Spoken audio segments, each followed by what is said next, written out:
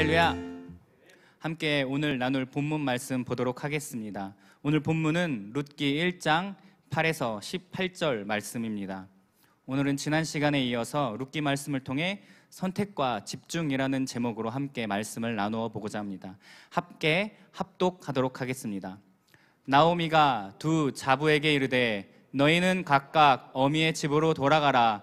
너희가 죽은 자와 나를 선대한 것 같이 여호와께서 너희를 선대하시기를 원하며 여호와께서 너희로 각각 평안함을 얻게 하시기를 원하노라 하고 그들에게 입맞춤에 그들이 소리를 높여 울며 나오미에게 이르되 아니니이다. 우리는 어머니와 함께 어머니의 백성에게로 돌아가겠나이다.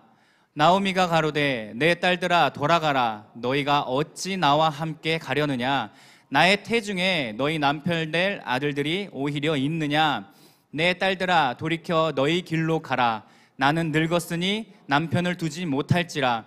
가령 내가 소망이 있다고 말한다든지 오늘 밤에 남편을 두어서 아들들을 생산한다 하자. 너희가 어찌 그것을 인하여 그들의 자라기를 기다리겠느냐? 어찌 그것을 인하여 남편 두기를 멈추겠느냐? 내 딸들아 그렇지 아니하니라. 여호와의 손이 나를 치셨으므로 나는 너희를 인하여 더욱 마음이 아프도다.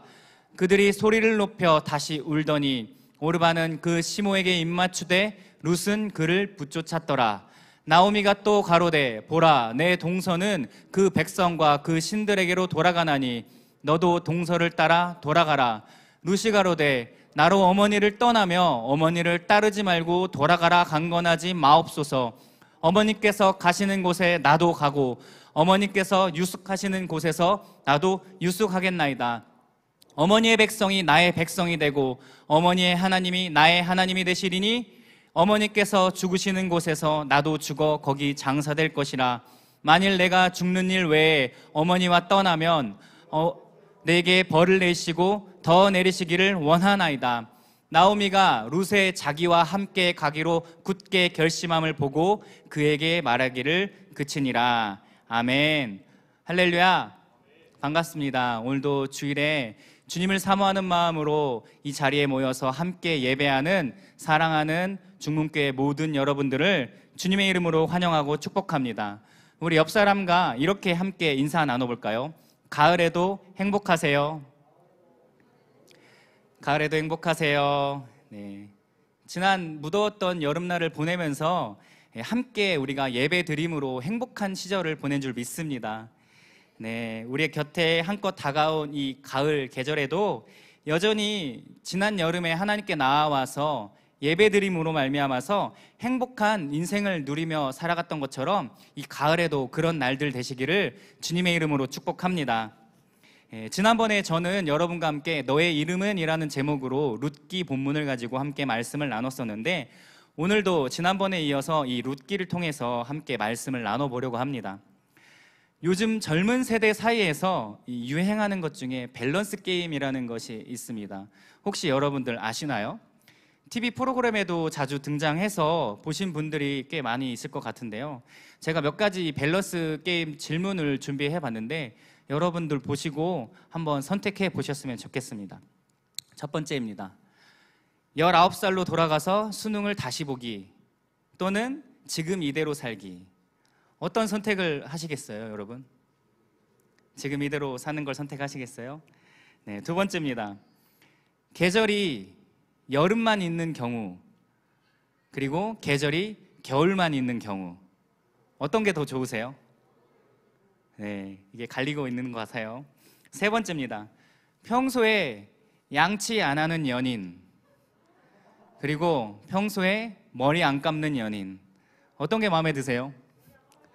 네, 머리 안 감는 게 차라리 나아요? 네, 네, 그렇습니다. 여러분 다양하게 선택을 하셨는데요. 아마 여러분들이 생각하셔서 마음에 드는 것을 선택했을 것 같습니다. 이처럼 우리는 인생을 살면서 많은 것들을 선택하면서 살아갑니다. 그런데 만약 그 선택이 여러분의 인생을 좌우한다면 여러분은 그 선택을 쉽게 할 수 있을까요? 아마도 심사숙고한 뒤에 우리는 그것을 선택할 것이고 또 그 선택을 위해서 집중하는 삶을 살아갈 것이라 생각합니다. 경영학의 전략 기술 중에 선택과 집중이라는 것이 있습니다. 이것은 무엇이냐면 특정 분야를 선택하고 거기에 자원을 집중시키는 경영 전략이라고 합니다. 이 경영 전략학자인 마이클 포터라는 사람이 일원화시킨 개념인데요. 이러한 선택과 집중을 아주 잘 적용시킨 그런 회사가 하나 있는데 제가 그 회사를 여러분에게 소개해 드리고자 합니다. 바로 여러분들이 많이 애용하고 있는 애플 회사입니다. 여러분, 많은 분들이 아이폰을 쓰고 계시잖아요. 물론 안 쓰시는 분들도 있지만 둘 중에 하나는 아이폰이니까요, 그죠? 이 애플을 보면은 이 선택과 집중을 아주 잘 적용한 그런 회사입니다. 과거로 거슬러 올라가서 이 자신이 설립했던 이 회사로부터 쫓겨났던 사람이 누구였나요? 바로 이 스티브 잡스였습니다. 스티브 잡스가 자신이 설립한 회사로부터 쫓겨나는 일이 있었는데 그 후로 10년 만에 다시 자신이 설립한 회사, 이 애플로 돌아오게 됩니다. 그리고 다시 그가 돌아왔을 때 이 회사의 상태를 보니까 굉장히 심각한 경영난에 봉착되어 있었다고 합니다. 그래서 잘못된 경영 방법과 이 사업 아이템에 대한 집중력의 부재 때문이라고 이 사람이 분석을 하게 되었는데요. 그래서 이 잡스는 이러한 애플의 상황에 즉각적인 변화를 주기 시작합니다. 그것은 무엇이었냐면 이 애플 회사가 정말 잘할 수 있는 것에만 집중하기로 하는 것입니다. 정말 잘할 수 있는 30%를 선택하고 나머지 70%는 과감하게 포기하는 겁니다. 그리고 이 30%에 집중했습니다. 선택과 집중을 하기 시작한 것이죠. 그 결과 우리가 잘 알고 있는 오늘의 애플이라는 회사가 될 수 있었던 것입니다. 그런데 신앙에도 이와 같은 선택과 집중이 필요하다는 사실을 여러분 아시나요? 우리는 인생을 살다 보면 우리 일상 속에서 일어나고 있는 이 수많은 문제들 속에서 우리는 과연 어떤 것을 선택해야 할지, 또 어떤 갈림길에서 무엇을 선택해야 할지 우리가 갈피를 잡지 못한 채 이곳저곳에서 에너지를 쏟아내는 우리의 모습을 발견하곤 합니다. 그러다 보니까 무언가 확실하게 이 문제가 해결되지 않고 계속해서 시간이 흘러가는 것이죠. 또한 그로 인해서 우리에게 쌓여가는 피로, 육적 피로, 또 영적 피로도로 인해서 우리가 지치게 되고 또 그 무언가를 포기하고 싶어 하는 그런 때가 있을 것입니다. 그래서 저는 그런 상황 가운데 놓여 있는 분들이 혹시 이 자리에 있다면 선택과 집중을 해야 할 때라고 여러분에게 권면해 드리고 싶습니다. 어려움은 누구나에게 찾아오기 마련입니다. 저에게도 마찬가지고 이 자리에 모여 있는 여러분들에게도 마찬가지입니다. 그리고 오늘 본문 속에 등장하는 인물들에게도 어려움이 찾아왔던 것 같습니다. 만약 우리 삶에 우리에게 찾아온 이 어려움들로부터 만약 우리가 잘 대처해 나간다면 그 문제를 극복해서 더 좋은 길로 우리가 나아갈 수 있을 것입니다. 하지만 그렇지 못한다면 우리는 더 큰 어려움에 봉착하게 될 것이고 결국 좌절하거나 낭망하거나 또는 심지어 신앙을 포기하려는 그런 심각한 상황 가운데 우리가 놓이게 될지도 모릅니다. 그래서 저는 오늘 여러분들과 함께 오늘 본문 말씀을 통해서 우리가 인생을 살면서 어떤 것을 선택하고 또 어떤 것에 집중해야 하는지에 대해서 함께 이야기를 나눠보려고 합니다. 먼저 우리는 믿음의 길을 선택해야 합니다. 지금 내가 놓여진 이 상황 속에서 어떤 것이 주님의 뜻인지 우리가 잘 분별할 줄 알아야 하고요. 그리고 또 그 중에서 주님의 뜻을 선택할 수 있는 믿음이 우리에게 필요합니다. 우리는 일상 속에서 매 순간마다 이 선택의 순간에 놓여집니다. 그리고 어떤 선택을 하느냐에 따라서 우리 인생은 우리가 선택한 그 결과지를 향해서 우리의 인생이 방향을 조금씩 들어가기 시작할 것입니다. 여러분은 그동안 어떤 선택을 하면서 살아오셨습니까? 지금 여러분의 현재가 바로 그동안 여러분이 살아오면서 결정한 선택들의 결과지입니다. 멀리 생각해 볼 것도 없을 것 같습니다. 오늘 아침 눈을 떴을 때 여러분은 하나님과 어떤 관계를 맺으면서 하루를 시작하셨습니까? 아침을 열면서 하나님께 기도로 하루를 시작할 수 있게 해주심에 감사하며 오늘 하루를 열어 나가셨나요? 아침에 또 식사를 하면서 이 음식을 베풀어 주신 하나님께 감사하면서 나아갔습니까? 이 예배당으로 나아오면서 예배 드릴 수 있는 시간과 환경과 여건을 열어주신 하나님께 감사하며 나아왔습니까? 아니면 주어진 것들이 너무나도 당연하고 익숙해져서 아침에 눈을 뜨는 것도 당연한 것이고 식사를 하는 것은 내가 일을 해서 번 돈으로 사 먹은 것이기 때문에 당연한 일이라고, 또 내 덕이라고, 또한 예배 드리러 나아가는 것이 이 익숙한 루틴에 의해서 자동적으로 습관적으로 하나님께 나와서 예배를 드리고 있지는 않으십니까? 9월 한 달을 시작하면서 하나님 앞에서 여러분은 어떤 삶을 살아가기로 다짐하고 시작하셨습니까? 그리고 그것을 지키기 위해서, 그 다짐을 실천하기 위해서 어떤 선택들을 하고 계십니까? 전 여러분들이 오늘 하루를 살아가면서 또 이번 한 주를 살면서 마주하는 일상 속에서 그 주어진 것들에 하나님께 또 감사할 줄 알고, 또한 이 주님께서 과연 오늘 나의 삶 가운데 어떤 삶을 살아가기를 원하시고 바라시는지 영적으로 잘 분별하여서 주님의 길을 선택함으로 말미암아서 하나님과 동행하며 살아가는 여러분들 되시기를 주님의 이름으로 축복합니다. 그렇습니다. 우리는 삶의 순간순간들 가운데 이 믿음의 길을 선택하며 살아가야 합니다. 나의 생각을 죽이고 나의 판단을 멈추고 나의 결정을 그만 내려놓고 하나님께서 오늘 내가 어떤 선택을 하기를 바라실지 기도하고 또 말씀으로 그 답을 구하며 나아가야 합니다. 그래야지 나의 인생이 하나님께서 계획하신 방향으로부터 벗어나지 않고 조금씩 나의 인생과 하나님의 계획이 맞아 떨어지기 시작할 것입니다. 오늘 본문 속의 이 여인의 삶이 그러했습니다. 세상은 더 자신에게 편하고 이익이 되는 길을 선택하라고 이야기합니다. 마치 천사와 악마가 뿅 하고 나타나서 야, 그냥 너 편한 대로 살아, 그게 너에게도 좋잖아 라고 이렇게 이야기하는 악마 반대편에서 천사가 나타나서는 그거 아니야 라고 이야기하면서 그건 아니지, 하나님께서 보시기에 지금 그 행동과 결정이 하나님께서 기뻐하시는 일일까? 라고 이렇게 대립하는 그런 장면을 연상해 볼 수가 있습니다. 이처럼 오늘 본문 속에서 등장하는 이 나오미라는 시어머니는 며느리에게 세상적으로 바라보았을 때 편한 길을 선택하라고 종용했습니다.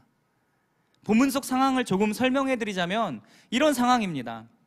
지난번 함께 말씀을 나눌 때 살펴봤던 것처럼 이 약속의 땅 가나안을 떠나서 이 모압 땅으로 갔던 이 엘리멜렉과 두 아들 말론과 기럨, 그들은 결국 어떻게 되었습니까?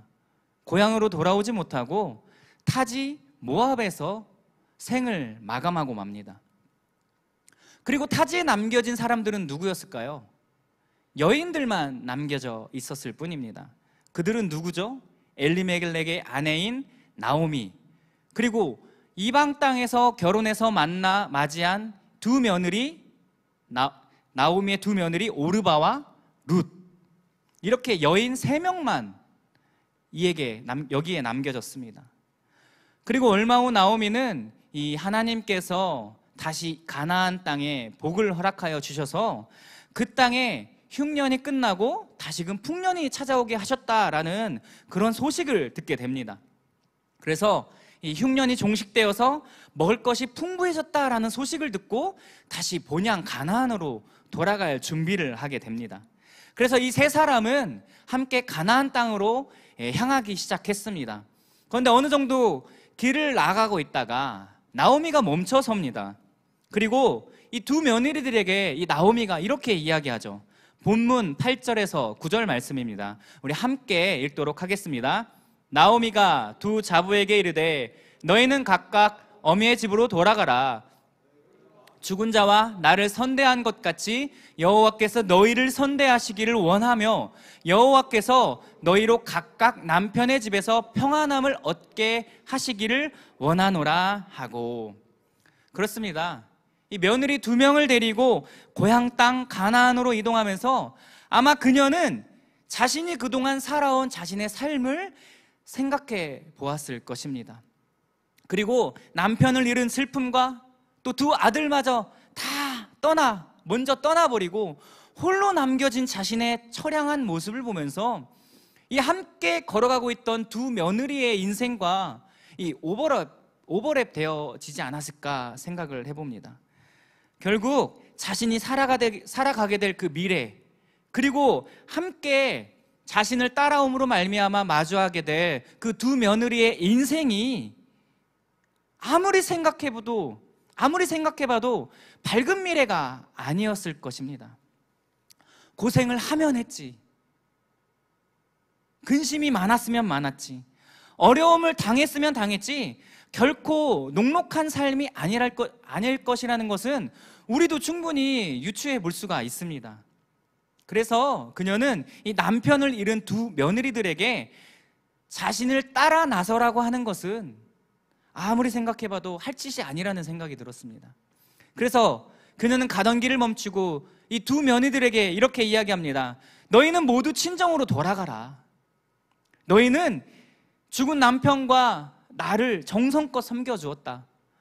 그러므로 여호와 하나님께서 너희가 그동안 행했던 대로 다 갚아주시기를 원한다. 또한 이제는 고향으로 돌아가서 재혼해서 새로운 행복한 삶을 살기를 바란다. 이렇게 두 며느리를 축복하면서 다시 그들의 고향 모압으로 돌아가라고 권면하고 있는 것입니다. 그리고 나오미가 이 두 며느리들에게 입을 맞춥니다. 그러자 두 며느리들이 펑펑 울기 시작합니다. 아닙니다, 어머니. 우리는 어머니와 함께 어머니의 고향으로 돌아가도록 하겠습니다. 와, 정말 이 시대에는 볼 수 없는 그런 장면 아닙니까? 반대로 가지 마라 하면은 갈 겁니다. 가지 말래도 갈 겁니다. 이렇게 싸우는 모습을 우리가 드라마에서는 좀 종종 본 것 같은데, 이런 반대 장면은 볼 수 있는데 말이죠, 이렇게 눈물 없이는 볼 수 없는 이 장면 속에서 나오미가 다시 이렇게 이야기합니다. 내 딸들아, 돌아가거라.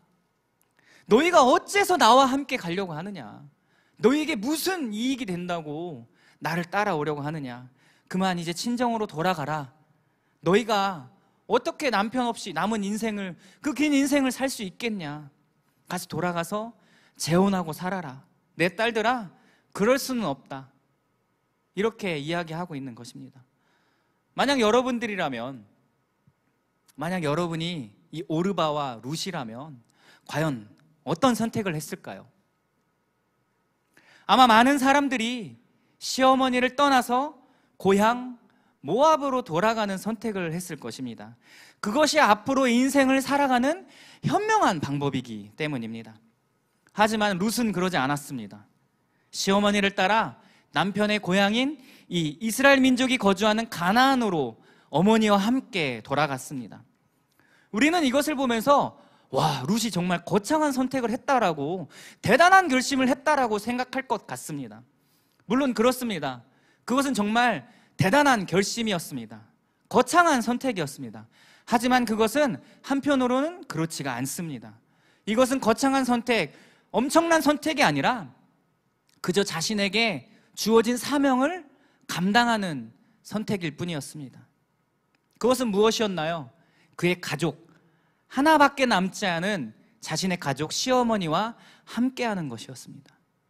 그 시어머니 곁을 지키고 있는 것이었습니다. 그것이 룻에게 일상 속에서 자신이 마주하게 된 삶의 문제였고, 그녀 앞에 주어진 선택의 기로였습니다. 물론 그녀는 그의 동서 오르바와 같이 이 시어머니 나오미가 그녀들에게 은혜를 베풀었을 때 그 말씀에 순종해서 친정으로 돌아갈 수도 충분히 있었습니다. 그것이 그녀의 인생이 보다 더 나은 삶으로, 보다 발전적인 삶으로 남은 인생을 살아갈 수 있는 방법이었기 때문입니다. 그도 그런 것이 이 나오미를 따라 나선다는 것은 새로운 미래도 없었고 새로운 만남도 불가능했습니다. 그러니까 이 새로운 출발을 할 수 있는 일말의 희망조차도 없는 선택이었다는 것이죠. 왜냐하면 이 이스라엘의 관습상 후손을 남기지 않고 죽은 형제가 있을 경우에 그 죽은 형제의 부인에게 들어가서 그 죽은 형제의 가게가 존속되도록 지켜주는 그런 법이 있었는데요, 그것을 무엇이라고 하냐면 계대 결혼법이라고 합니다. 만약 이것을 회피할 경우엔 처벌받는다는 그런 법 또한 정해져 있었다고 합니다. 하지만 이 나이든 나오미가 당장 내일 결혼할 수 있다는 가능성도 없었고요, 행여나 이 본문 말씀처럼 결혼했다 할지라도, 결혼한 다음날 임신을 한다 할지라도 이 아이가 태어나고 성숙해서 두 며느리들에게 대를 이어준다는 것은 이 상식적으로도 이해하기가 어려운 그런 너무 막연하고 실현 불가능한 일들이었습니다. 그걸 잘 알고 있었던 이 시어머니 나오미였기 때문에 이 실현 가능성이 희박한 것에 소원을 두고 기다리라고 이 두 며느리들을 붙잡을 수는 없었을 것입니다. 그래서 그녀는 이 두 며느리들에게 친정으로 돌아가서 이전 삶은 그만 잊고 새로운 출발을 하라고 기회를 주고 싶었던 것입니다. 특히나 이 시대를 살아가는 우리들이라면 더 쉽게 이 나오미의 제안을 수용했을지도 모르겠습니다.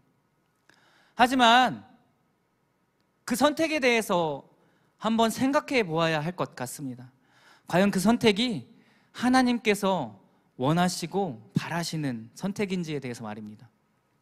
그저 단순히 자신만을 위한 선택의 기로라고 생각할지도 모르겠습니다.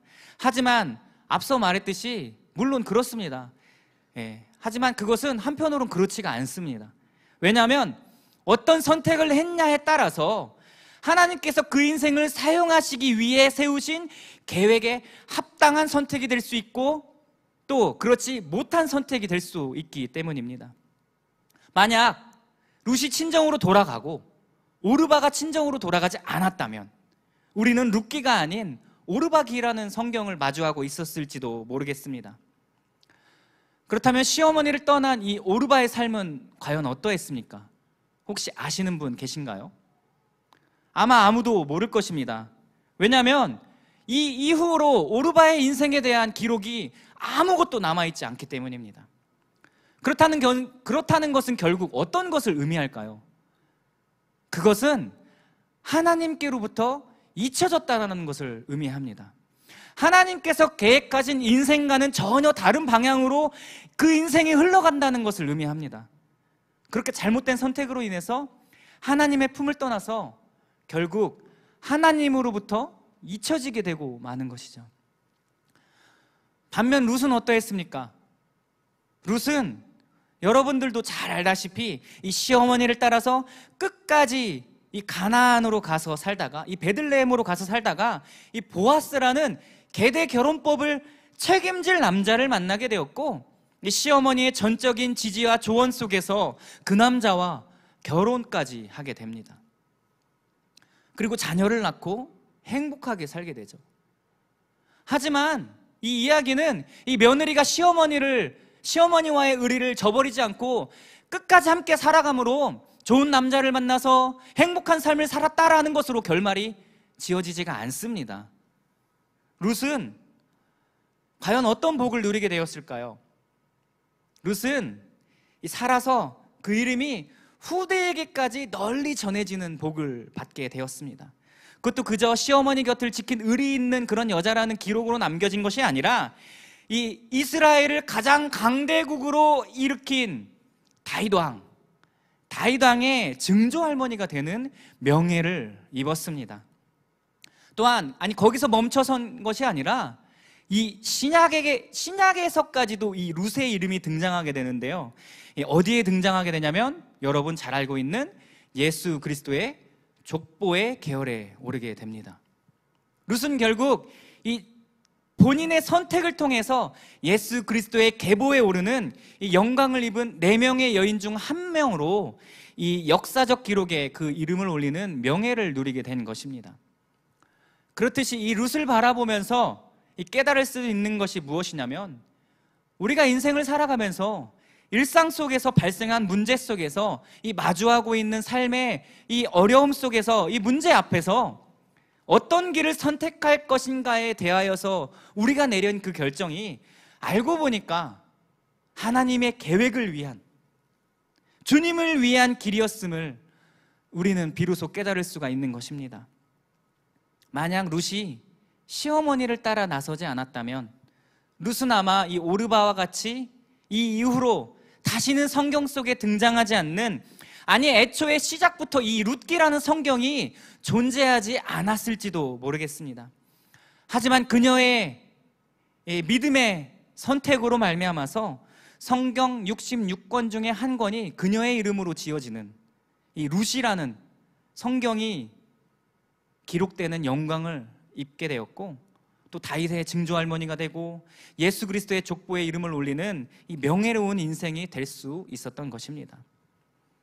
이처럼 저는 여러분들이 일상을 살면서 여러분에게 어떤 선택의 순간이 찾아왔을 때 이 룻과 같이 믿음의 길을 선택하는 그런 축복된 인생들 되시기를 주님의 이름으로 축복합니다. 믿음의 길을 선택한다는 것은 인생의 가장 중요한 순간에 하나님의 뜻을 따라 살아가는 것을 의미하기도 합니다. 하지만 그런 거창한 인생의 선택 순간은 우리에게 그렇게 많이 찾아오지가 않습니다. 믿음의 길을 선택한다는 것은 하나님께 서원하여서 나의 인생을 드림으로 목회자가 된다거나, 또는 우리의 전 재산을 드림으로 하나님께서 원하시는 곳에 사용하여 주시옵소서라고 하는 것이 아닙니다. 실제로 룻은 이 자신의 선택으로 인해서 자신이 다윗의 증조할머니가 될 줄도 몰랐고요, 룻기라는 성경이 기록될 줄도 몰랐고요, 예수 그리스도의 족보에 오를 줄은 상상도 하지 못했을 것입니다. 이것들을 알고 한 것이 아니었기 때문에 그의 선택은 거창하거나 대단한 것이 아니라 진짜 말 그대로 일상 속에서 마주한 문제를 해결하기 위해서 놓여진 선택지 중에 하나를 선택했을 뿐이라는 것입니다. 그것은 이 시대를 살아가고 있는 우리 또한 마찬가지입니다. 지금 우리가 있는 이 자리에서 일어나고 있는 크고 작은 이 여러 가지 일들 속에서 우리가 영적으로 기민하게 반응하여서 하나님께서 원하시는 길이 무엇인지 우리가 믿음의 길을 잘 선택해야 하는 줄 믿습니다. 그것이 때로는 가족과의 대화 속에서, 또는 친구와의 만남 속에서, 또는 셀원들과의 이 관계 속에서, 또 직장 생활 속에서, 우리 일상 속에서 일어나는 다양한 일들일 수 있습니다. 또 내가 어떤 말을 할 것인지, 또 내가 어떤 행동을 할 것인가, 어떤 자세로 임할 것인가, 이것들이 바로 우리에게 주어진 믿음의 길을 선택하는 방법이 될 수 있는 것입니다. 하나님은 우리가 생각하기에 큰 결정이나 이 화려한 이야기들보다 지금 내가 살아가고 있는 이 순간 속에서 내가 실천할 수 있는 작은 선택들을 통해서 하나님께서 일하신다는 사실을 잊지 않으시기 바랍니다. 선택이란 그런 것입니다. 이 신앙적 측면에서 믿음의 길을 선택한다는 것은 어떤 것이 하나님께서 보시기에 최선의 유익인지를 우리가 잘 깨달아서 하나님의 뜻을 최우선으로 두고 결정하는 것, 그것이 바로 믿음의 길을 선택하는 것입니다. 저는 바라기를 이 자리에 모인 여러분들이 믿음의 길을 선택함으로 말미암아서 하나님께서 원하시고 바라시는 그런 삶을 살아내는 인생, 그를 통해 하나님께서 계획하신 일들이 여러분의 일상 속에서 펼쳐지는 그런 축복된 인생들 다 되시기를 주님의 이름으로 축복합니다. 그런데 믿음의 길을 선택했으면 실천해야 할 것이 있습니다.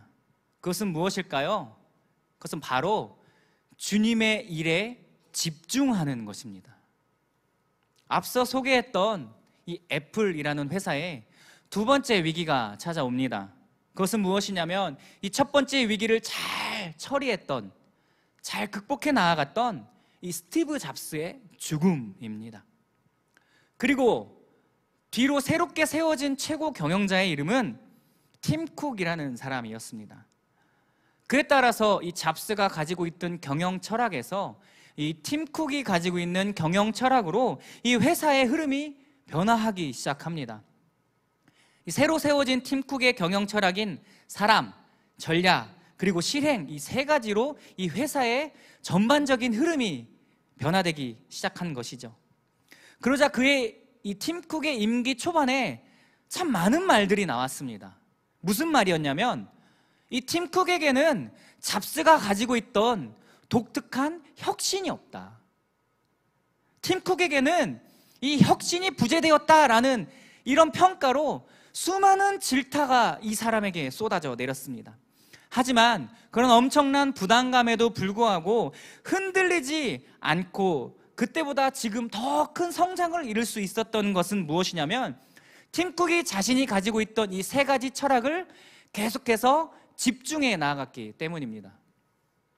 이처럼 선택 후에 이 필수 불가결한 것은 바로 집중입니다. 선택한 것이 좋은 효과를 낼 수 있도록 이 시너지를 내는 것이 바로 이 집중입니다. 선택했음에도 불구하고 우리가 집중하지 않으면 선택의 의미가 무색해지기 마련입니다. 하지만 선택한 후에 우리가 집중하면 그 효과는 우리가 예상했던 것보다 훨씬 더 좋은 효과를 불러일으키게 될 것입니다. 그런데 선택한 후에 집중해야 할 것은 신앙 또한 마찬가지입니다.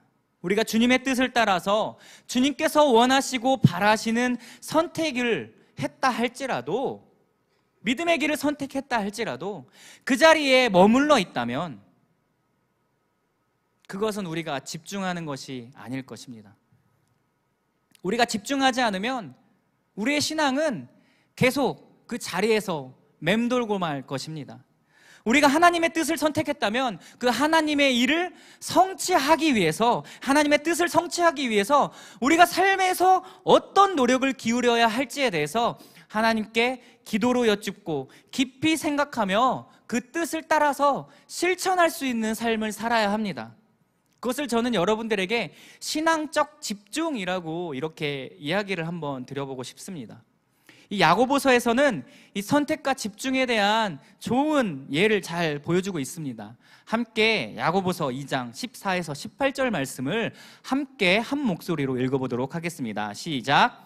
네, 형제들아, 만일 사람이 믿음이 있노라 하고 행함이 없으면 무슨 이익이 있으리요? 그 믿음이 능히 자기를 구원하겠느냐? 만일 형제나 자매가 헐벗고 일용할 양식이 없는데 너희 중에 누구든지 그에게 이르되 평안히 가라, 덥게 하라, 배부르게 하라 하며 그 몸에 쓸 것을 주지 아니하면 무슨 이익이 있으리요? 이와 같이 행함이 없는 믿음은 그 자체가 죽은 것이라. 혹이 가로되 너는 믿음이 있고 나는 행함이 있으니 행함이 없는 내 믿음을 내게 보이라. 나는 행함으로 내 믿음을 내게 보이리라. 아멘. 그렇습니다. 야고보서는 우리에게 믿음은 있으면서 실천이 없으면, 말은 있으면서 행함이 없으면 무슨 이익이 있겠느냐라고 이렇게 이야기합니다. 행함 없는 믿음은 죽은 것과 같습니다. 이처럼 선택 후에 실천이 없으면, 집중하는 것이 없으면 아무 의미가 없습니다. 믿음의 길을 선택하겠노라고 하고 주님의 뜻을 따르지 않으면 그것이 어찌 믿음의 길을 선택한 것이 될 수 있겠습니까? 그래서 저는 여러분들에게 믿음의 길을 선택했다면 그 다음으로 우리가 해야 할 것은 바로 이 주님의 일에 집중하는 것입니다 라고 말씀드리고 싶습니다. 오늘 본문 속에 등장한 룻이 그랬습니다. 룻은 그의 동서 오르바처럼 이 자기 백성과 신들에게로 돌아가라는 이 시어머니의 이 강권에도 불구하고 시어머니를 따라 나서겠다라고 끝까지 붙잡고 늘어졌습니다. 그리고 그녀가 이렇게 고백합니다. 어머니, 저에게 억지로 어머니 곁을 떠나라고 강요하지 마시고 어머니와 함께 가게 해주세요. 어머니께서 가시는 곳에 제가 가고 어머니께서 사시는 곳에 제가 살겠습니다. 어머니의 백성이 나의 백성이 되고 어머니의 하나님이 저의 하나님이 될 것입니다. 어머니께서 돌아가신 곳에서 저도 묻혀서 죽겠습니다. 죽음이 우리를 갈라놓기 전에 내가 만약 어머니를 떠난다면 하나님께서 저에게 무서운 벌을 내리시기를 원합니다 라고 이렇게 고백했습니다. 아무리 뜯어 말려도 나오미는 룻의 이 고집을 꺾을 수가 없었습니다. 그래서 그녀는 이내 이 룻이 자신과 함께 하겠다고 굳게 결심한 것을 보고 더 이상 말리지 않습니다. 그리고 함께 여정을 시작하죠. 그렇게 룻은 자신이 다짐한 것을 실천해 나아갑니다. 그 후로도 쭉 시어머니의 곁을 지켰습니다. 적당히 하다가 이쯤이면 됐지 하며 포기하거나 돌아서서 어머니를 떠나지 않았습니다. 도망치지 않았습니다. 포기하지 않았습니다. 이 시어머니 나오미의 말씀과 명령에 순종하면서 매일매일 그녀와 함께 살아갔고 그녀가 지휘하는 바에 따라서 삶을 살고 또 실천해 나아갔습니다. 신앙이라는 것은 이런 것입니다. 지금 우리가 살펴보고 있는 이 룻과 같이 이 시어머니를 떠나지 않겠다라고 고백하고 나서 또 그 말처럼 끝까지 시어머니 곁을 지켰던 이 룻과 같이 우리 또한 하나님을 믿는다고 고백했다면, 하나님을 믿기로 결정하고 믿음의 길을 선택했다면 그 하나님을 끝까지 붙들고 신뢰하며 나아가는 것이 바로 신앙인 줄 믿습니다. 그래서 나의 일상 속에서, 나의 삶 속에서 내가 선택한 결과로 인해서 어떤 하나님의 크고 놀라운 일들이 내 삶 가운데 일어날지를 기대하고 또 소망하면서 주님의 일에 집중하는 삶을 살아야 하는 것입니다. 즉, 이 말씀을 따라 실천하는 삶을 살아가야 하는 것입니다. 이것이 바로 신앙입니다. 여러분은 어떤 신앙을 가지고 살아가고 있습니까? 야고보서에서 말씀하는 것과 같이 행함 없는 믿음으로 살아가고 있습니까? 아니면 행함이 있는 믿음으로 살아가고 있습니까? 우리는 이 야고보서 2장 18절 말씀과 같이 우리가 소유하고 있는 믿음에 대하여 행함으로 믿음을 보여야 할 줄 믿습니다. 그것이 바로 우리가 선택한 믿음의 길을 위해서 집중해 나아가는 방법입니다. 이 룻의 이야기를 조금 더 하자면 그렇습니다. 룻의 시어머니를 따라서 룻은 베들레헴으로 들어갔습니다. 그리고 그곳에서 이 자신이 선택한 길, 곧 이 시어머니를 모시기 위해서 시어머니에게 어머니 제가 밭에 가서 좀 이삭을 좀 줍고 오겠습니다 라고 이야기하고 집을 나섭니다. 그리고 그곳에서 우연히 시아버지 엘리멜렉의 이 친척인 보아스의 밭에 들어가게 됩니다. 보아스는 자신의 친척 엘리멜렉의 며느리 룻이 이 자신의 밭에 들어와서 보리를 줍고 있다는 사실을 알게 됩니다. 그래서 이 앞으로 다른 곳에 가지 말고 자신의 밭에 와서 계속 이 밀을 주우라고 이렇게 허락해 주게 되죠. 그 이유는 무엇이었을까요? 보아스가 이미 이 룻이라는 사람이 이방 땅에서 남편을 잃고 돌아가도 됨에도 불구하고 이 시어머니 곁을 떠나지 않고 끝까지 함께 이 가나안 땅으로 돌아와서 시어머니를 모시고 사는 그런 여인이라는 것을 들었기 때문이죠. 그렇게 우연히 만난 보아스와의 인연을 그 시어머니는 가볍게 여기지 않았습니다. 그리고 그녀는 아마 알고 있었을 것입니다. 자기 자신과 자신의 며느리 룻을 구원할 사람이 바로 저 보아스라는 것을 말입니다. 그래서 그녀는 이 룻에게 지시해서 보아스에게 나아가게 합니다. 그리고 보아스는 룻이 자신에게 나아왔다는 것을 깨닫고 이내 이 룻과 나오미를 구원할 수 있는 방법을 강구하기 시작합니다. 앞서 제가 말씀드렸던 이 계대 결혼법은 그 당사자와 가장 가까운 혈족이 그 가족들을 책임지도록 되어 있었는데, 보아스 자신이 이 계대 결혼법에 의해서 그러한 책임이 있는 사람이라는 것을 알고 있었습니다. 하지만 자신보다 조금 더 가까운 사람이 있다는 것도 알고 있었죠. 그래서 이 보아스는 룻에게 말하기를 자신보다 가까운 혈족이 여러분을 당신과 시어머니를 책임지지 않으면 내가 그 책임을 다하겠다라고 약속까지 합니다. 결국 보아스는 이 나오미와 룻을 책임질 이 가장 가까운 친족으로부터 그 권리를 위임받게 되었고, 마침내 룻을 자신의 아내로 맞이하게 됩니다. 그렇다면 이러한 이야기 속에서 룻은 과연 이 과정 속에서 과연 하나님의 일하심은 언제부터 시작되었을까요? 룻의 이러한 인생 속에서 하나님의 일하심이 시작된 곳은 어디일까요? 물론 인간인 우리는 정확하게 알 수는 없습니다. 하지만 제가 조금 짐작해보자면, 제 짐작을 여러분들에게 한번 말씀드려보자면, 이 하나님의 일하심은 룻이 믿음의 길을 선택했을 때부터 하나님께서 일하셨을 것이라고 저는 생각합니다. 시어머니를 따라 나서겠다고 끝까지 어머니 곁을 지켰을 때, 그때 하나님께서 일하기 시작하셨고, 그 길을 따라 나서서 자녀로서의 도리를 다 하기 위해서 밭으로 발걸음을 옮길 때, 그 밀을 하나하나씩 주워 나갈 때 하나님은 그 안에서 조금씩 일하고 계셨을 것입니다. 그래서 그 인생을 구원하시고 사용하실 길을 예비하셨을 것이라 생각합니다.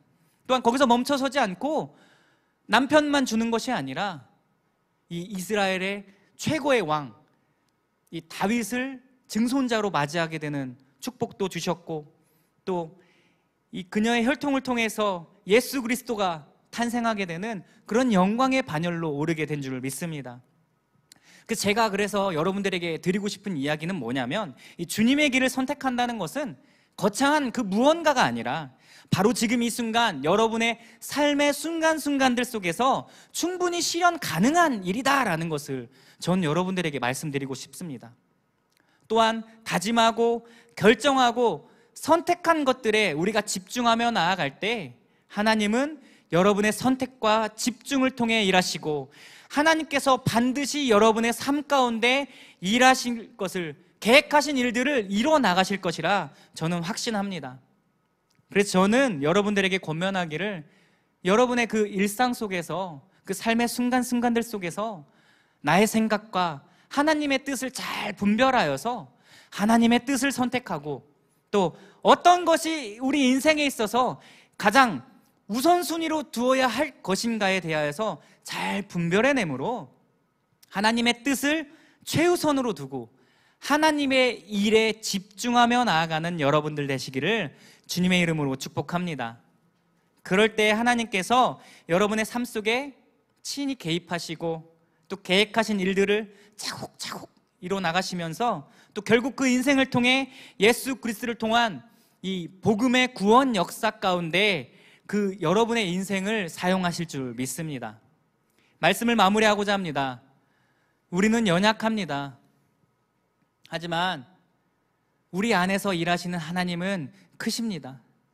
그렇기 때문에 비록 우리는 연약할지라도 이 내 안에서 일하시는 하나님으로 말미암아 우리의 모든 일들을, 우리가 마주하고 있는 그 모든 일들을 넉넉히 이겨낼 줄 믿습니다. 로마서 8장 37에서 39절은 이렇게 말씀합니다. 그러나 이 모든 일에 우리를 사랑하시는 이로 말미암아 우리가 넉넉히 이기느니라. 내가 확신하노니 사망이나 생명이나 천사들이나 권세자들이나 현재 일어날 장래일이나 능력이나 높음이나 깊음이나 다른 아무 피조물이라도 우리를 우리 주 그리스도 예수 안에 있는 하나님의 사랑에서 끊을 수 없으리라. 아멘. 그 어떤 것도 우리를 향한 하나님의 사랑에서 끊을 수 없는 줄 믿습니다. 그렇기 때문에 현재 우리가 마주하고 있는 이 삶의 문제들을 넉넉히 이겨낼 수가 있는 것입니다. 그래서 저는 여러분들이 이 하나님의 사랑으로 말미암아서, 하나님께서 공급해 주시는 이 사랑으로 말미암아서 이 믿음의 길을 선택하게 하시고 주님의 일에 집중하여서 마침내 여러분의 인생 가운데 하나님께서 계획하신 일들을 다 이뤄나가는 그런 복된 인생들 되시기를 주님의 이름으로 축복합니다. 이 시간 함께 찬양하고 기도하길 원합니다. 주만 의지해라는 찬양입니다. 이 가사처럼 세상의 것들을 의지하지 않고 오직 주님만 의지하겠노라고, 그렇게 고백하며 나아가는 여러분 되시길 축복합니다. 함께 찬양합니다.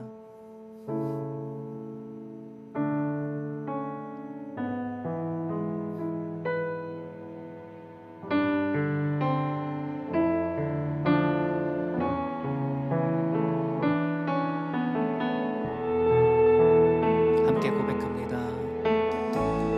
의지했던 모든 것 변해가고 억울한 마음은 커져가네. 부끄럼 없이 살고 싶은 마음 주님 아시네. 모든 일을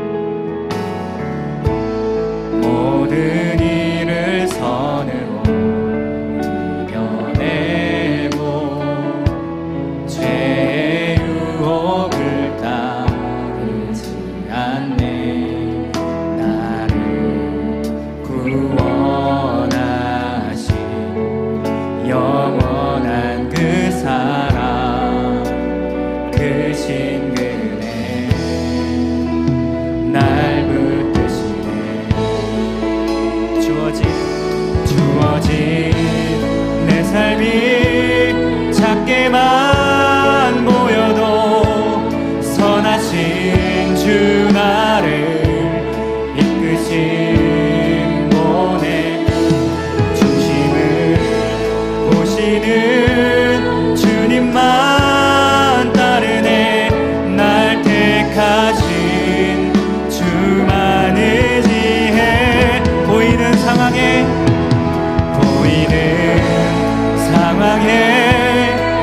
무너질지라도 예수 능력이 나를 붙드네. 보이지 않아도 주님만 따르네.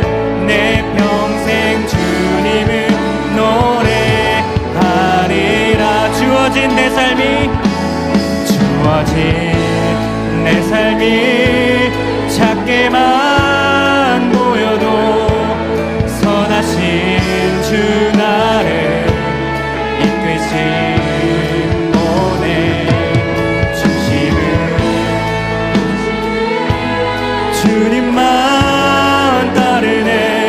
날 택하신 주만 의지해. 보이는 상황에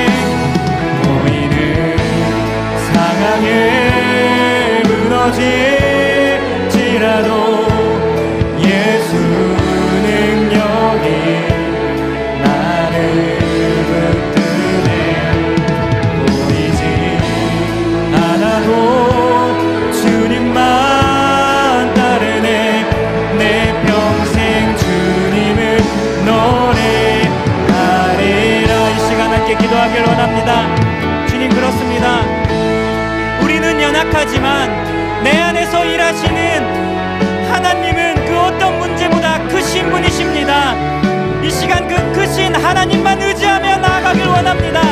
삶의 여정 속에서 마주한 이 문제들 속에서 크신 하나님만을 의지함으로 말미암아 인간적인 생각과 두려움과 걱정들 모두 다 내려놓게 하시고 믿음의 길을 선택하고 주님의 일에 집중하는 인생 되게 하여 주시옵소서. 이 시간이 기도 제목 가지고 주님의 이름을 크게 한번 부르짖고 다 함께 동성으로 기도합니다. 주여,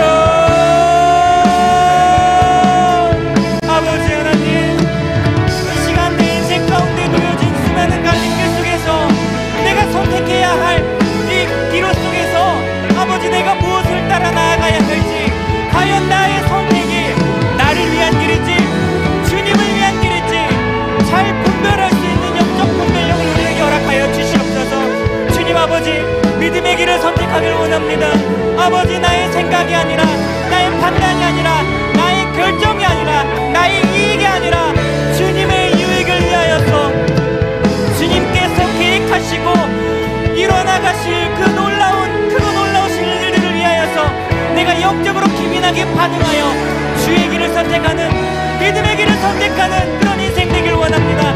아버지, 나와 함께하여 주셔서 깨달을 수 있는 영적 눈을 허락하여 주시고 주님과 동행하며 살아갈 수 있는 그런 믿음의 길을 선택하는 주의 자녀를 되게 하여 주시옵소서. 또한 아버지, 그 자리에서 멈춰 서는 것이 아니라 믿음의 길을 선택했다면 실천하며 나아갈 수 있는, 집중하며 나아갈 수 있는 우리가 되게 하여 주시옵소서.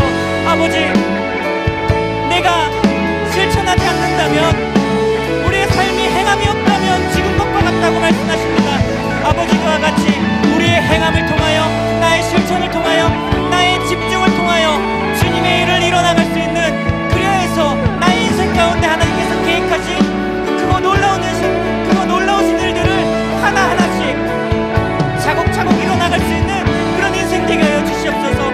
아버지, 화려하고 거창한 것이 그런 것이 아니라, 아버지, 지금 나의 인생 속에서 내가 마주하고 있는 이 현실 속에서 내가 선택한 것이, 내가 집중하며 나아가는 것이 바로 하나님께서 원하시고 바라시는 길인 줄 믿습니다. 아버지, 주님의 길을 선택하게 하여 주시고 믿음의 길을 선택하게 하여 주시고, 아버지, 그 일들에 집중하여서 하나님의 계획하심을 나의 인생 속에서 이뤄나갈 수 있는 복된 주의 자들 되게 하여 주시옵소서.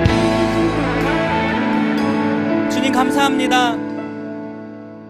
오늘도 나와 함께 하시는 주님으로 말미암아서 인생에 감사가 넘치고 행복이 넘치고 기쁨이 넘치는 삶이 되길 원합니다. 그러기 위하여서 삶의 순간 속에서 믿음의 길을 선택하게 하시고 주님의 일에 집중함으로 말미암아 하나님께서 원하시고 바라시는 삶을 살아낼 수 있는 그런 복된 인생이 다 되게 하여 주시옵소서. 오늘도 주님을 사모하는 마음으로 한자리에 모여서 예배드린 우리 하나님의 사랑하는 우리 자녀들을 주님 기억하여 주셔서 이번 한 주간도 넉넉히 사랑할 수 있는 그런 힘을 공급하여 주시고, 이 세상 속에서 입술로 고백한 우리의 믿음을 삶으로 증명하며 행동으로 증명하며 하나님의 자녀로서 승리할 수 있는 우리 인생들 다 되게 하여 주시옵소서. 감사드립니다. 예수 그리스도의 이름으로 기도합니다. 아멘.